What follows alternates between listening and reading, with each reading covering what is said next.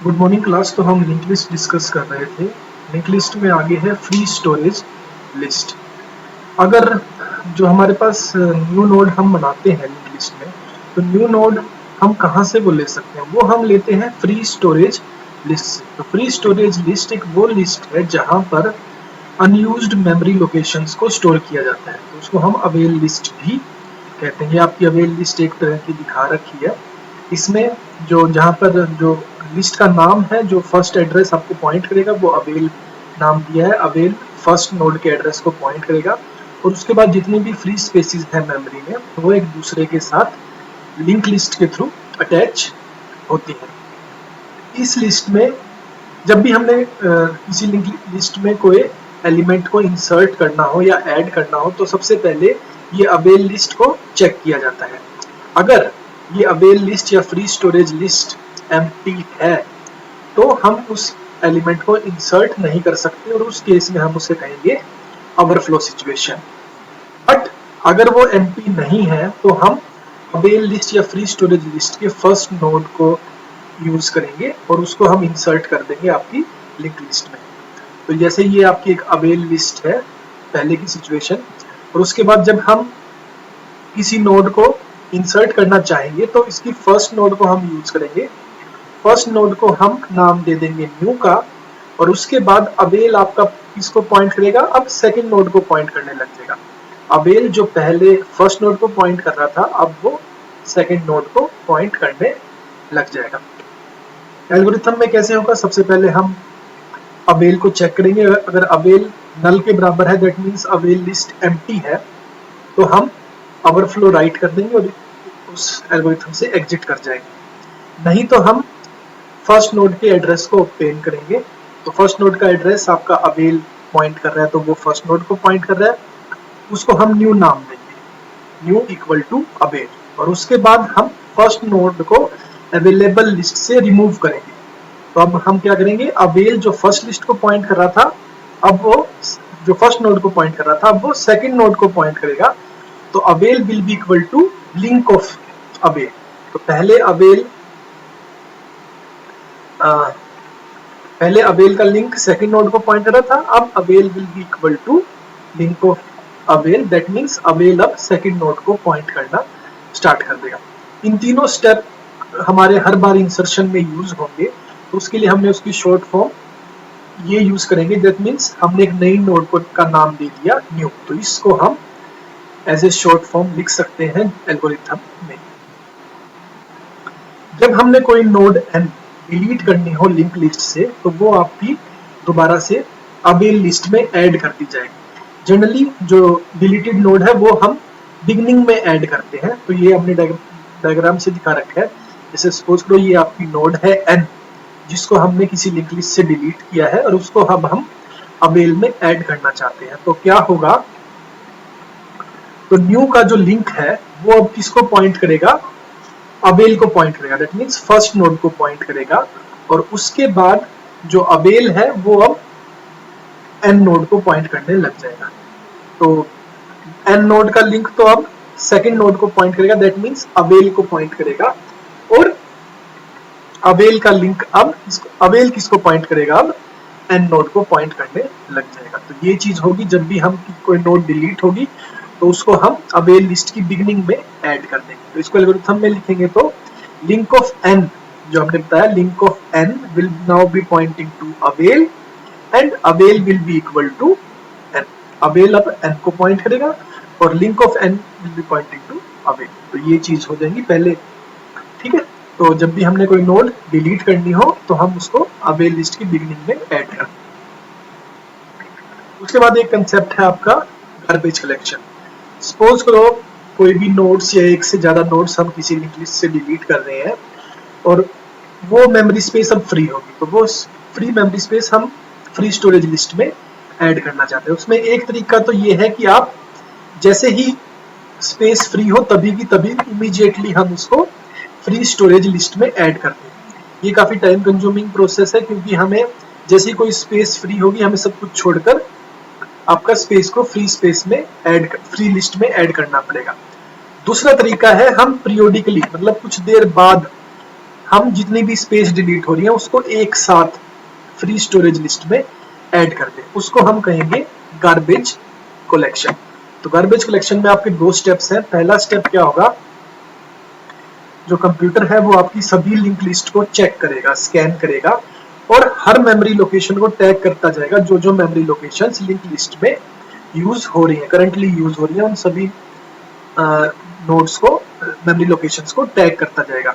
उसके बाद कंप्यूटर दोबारा से रन करेगा, स्कैन करेगा मेमोरी को, और जो जो मेमोरी अनटैग्ड है, अनटैग्ड मेमोरी मींस जो मेमोरी फ्री है, उसको कलेक्ट करेगा और उसको आपकी फ्री स्टोरेज लिस्ट में ऐड कर देगा।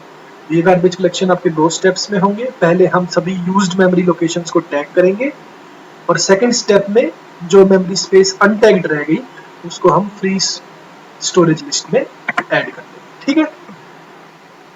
उसके बाद नेक्स्ट है आपका इंसर्शन।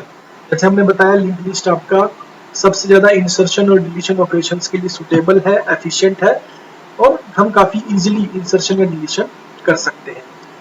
तो इंसर्शन में आपके बेसिकली दो स्टेप्स हैं। पहला स्टेप में हम उस नोड की लोकेशन को सर्च करेंगे जहां पर हमने नई नोड को इंसर्ट करना है, उसके बाद हम उस नोड को इंसर्ट कर देंगे। ठीक है।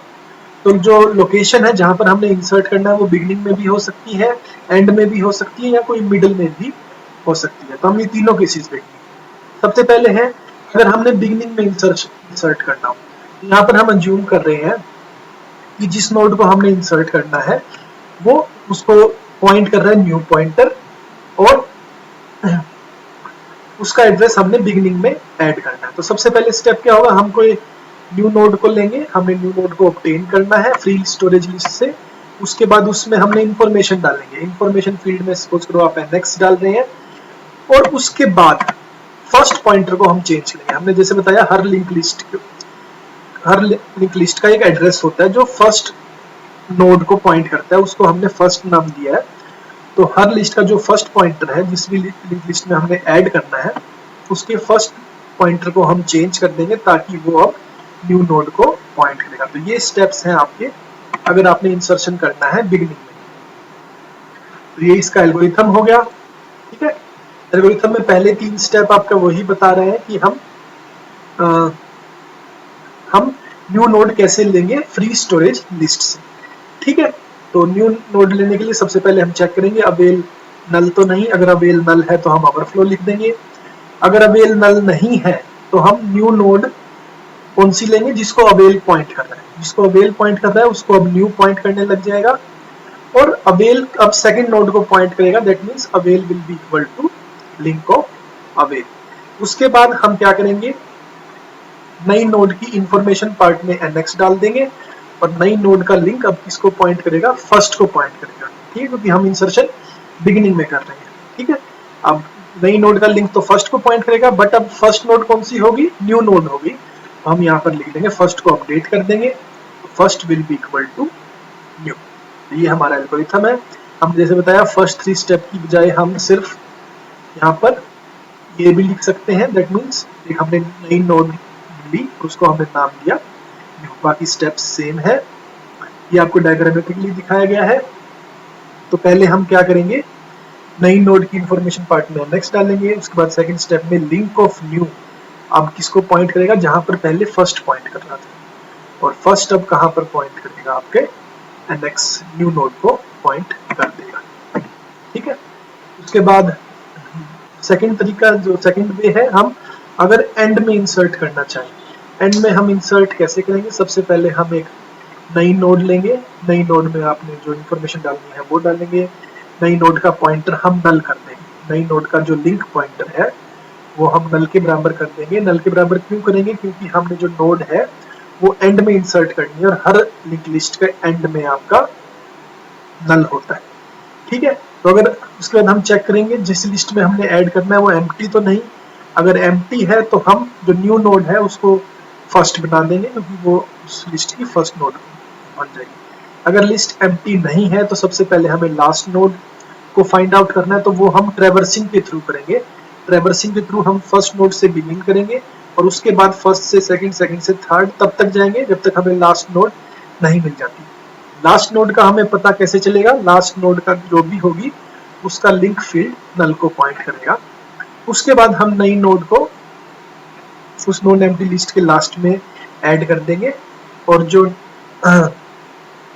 लास्ट नोड का जो लिंक है वो अब नई नोड को पॉइंट करेगा और यहाँ पर खत्म कर देगा। ये सपोज करो आपकी लास्ट नोड है जहां पर हमने पहले x था, अब उस x की बजाय लास्ट नोड का जो लिंक है वो नई नोड को पॉइंट करेगा और नई नोड का लिंक आपका नल हो जाएगा। तो इस टाइप से हम एंड में इंसर्शन कर सकते हैं। ये उसका एल्गोरिथम है। पहले स्टेप सेम ही है, फिर उसके बाद थर्ड स्टेप में हमने चेक किया कि फर्स्ट इक्वल टू नल है या नहीं है, दैट मीन्स लिस्ट एम्प्टी है या नहीं है। अगर लिस्ट एम्प्टी है तो हम फर्स्ट इक्वल टू न्यू करेंगे और प्रोग्राम से एग्जिट कर जाएंगे। अगर फर्स्ट नल नहीं है तो सबसे पहले हमें लास्ट नोड ढूंढनी पड़ेगी।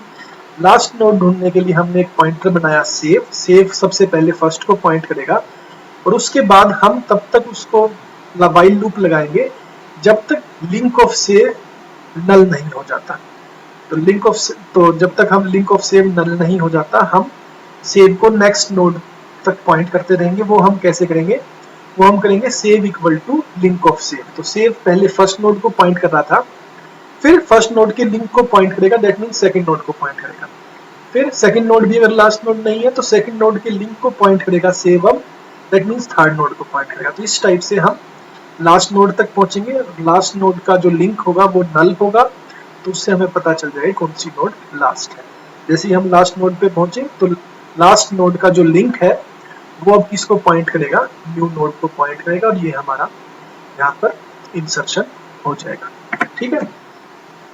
उसके बाद है अगर हमने किसी गिवन नोड के बाद इंसर्ट करना हो, तो अगर हमने गिवन नोड के बाद इंसर्ट करना हो तो उस केस में हमें उस नोड का पॉइंटर हम सपोज करेंगे कि वो नोड को एक पी पॉइंटर डिनोट कर रहा है और उस पी पॉइंटर वाली नोड के बाद हमने जो न्यू नोड है उसको इंसर्ट करना है। तो यहाँ पर हमने सेम नई नोड इंसर्ट ऑब्टेन करी, उसके इन्फो पार्ट में डाटा डाला।